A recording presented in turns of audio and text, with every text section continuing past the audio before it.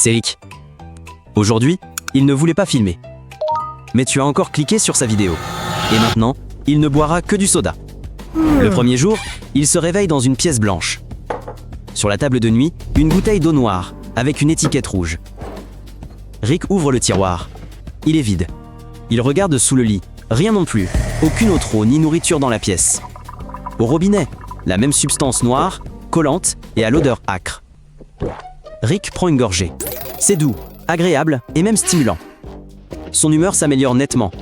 Le jeune homme sourit, baisse, étire les doigts, marche dans la pièce. Le soir, il se couche et s'endort. Deuxième jour. Rick se réveille en sursaut et prend quelques gorgées. Quand on boit beaucoup de soda, le sucre augmente instantanément la glycémie. Au début, on se sent plus énergique. Mais une heure après, la fatigue s'installe, avec irritation et tension. Même s'endormir devient plus difficile. Ses yeux sont rouges, son visage est en sueur.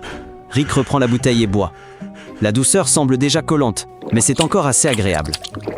Il marche de long en large, comme s'il ne tenait pas en place. Il ne veut pas dormir, mais son corps ressent la fatigue. Rick s'assied contre le mur, se frotte la nuque et écoute le bruit de la ventilation. Il ne peut pas rester en place longtemps et s'inquiète, sans raison apparente. Rick ramasse de petits objets et les tripote sans cesse. C'est le troisième jour. Rick se lève tôt, ses mains tremblent déjà. Il attrape brusquement une bouteille et en déverse le contenu sur lui. La lumière l'agace, le moindre bruit de pas et même sa propre respiration.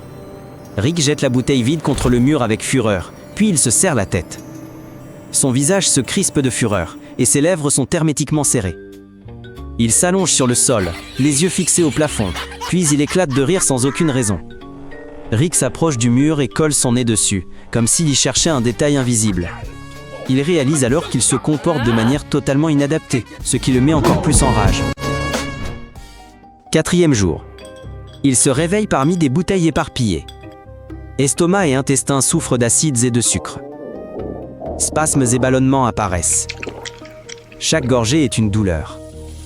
L'eau du robinet mousse noire. Rick s'en lave le visage, mais cela empire.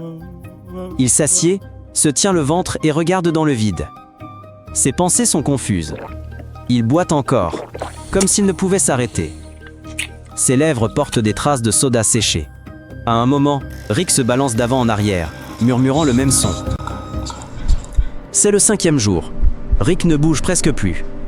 Il reste assis, fixant la bouteille. Elle semble l'hypnotiser. Rick presse la bouteille contre sa joue. Un voile couvre ses yeux. Il s'incline lentement en arrière, cligne des yeux et marmonne des sons incohérents. Ses épaules sont affaissées. Il ne réagit plus au bruit. Même quand la bouteille tombe du lit. Sa peau est devenue collante, sa langue sèche. Toute tentative de se lever provoque des vertiges. Le sixième jour, Rick se réveille sur le sol. Sans eau normale, son corps perd vite son humidité. Le sang épaissit. Le cerveau surchauffe, la pression chute. Il devient léthargique et anxieux à la fois. Ses vêtements collent, ses cheveux sont emmêlés. Rick rampe vers une nouvelle bouteille. Il boit avidement et vite. Puis il se fige et pleure doucement. Des sautes d'humeur le submergent. Rick ne sait plus quel jour nous sommes. Il parle à quelqu'un. Bien que la pièce soit vide. Il pose la bouteille dans un coin et au septième jour, il parle déjà à la bouteille comme à un vieil ami. Il la caresse, la serre contre sa poitrine et rit de ses blagues. Il regarde droit dans la caméra, comme s'il la remarquait pour la première fois. La peur est dans ses yeux. Il brise la bouteille contre le mur, puis rampe vers une autre. Le bon sens l'a abandonné, mais l'expérience continue. C'est le huitième jour et Rick respire à peine. Un corps nourri de liquides sucrés perd sel et minéraux essentiels. Cela perturbe le cœur, endommage les reins et éteint le corps de l'intérieur. Des taches rouges apparaissent sur son corps. Ses lèvres sont bleues, ses mains froides. Rick fixe le plafond sans cligner des yeux. Il semble avoir disparu, bien que son corps soit encore là. Parfois, il écoute les bruits, sans comprendre pourquoi. Sans eau ni nourriture, le sang épaissit, l'oxygène atteint mal le cerveau. Il sombre dans un demi-sommeil, ne sachant plus combien de temps a passé. Au 9e jour, Rick ne bouge plus. Son pouls est faible et un silence complet règne dans la pièce. Un tas de bouteilles gît dans un coin. La caméra filme une image fixe. Derrière la vitre, une note est griffonnée. Conscience absente, yeux ouverts. Le corps se consume, les muscles servent de carburant. Lever le bras est un exploit pour Rick. Si le sucre et le sel deviennent plus instables, un coma est possible. Au 10e jour, son état est presque désespéré. Il semble être fondu dans la pièce. Seul un corps et des yeux de plastique.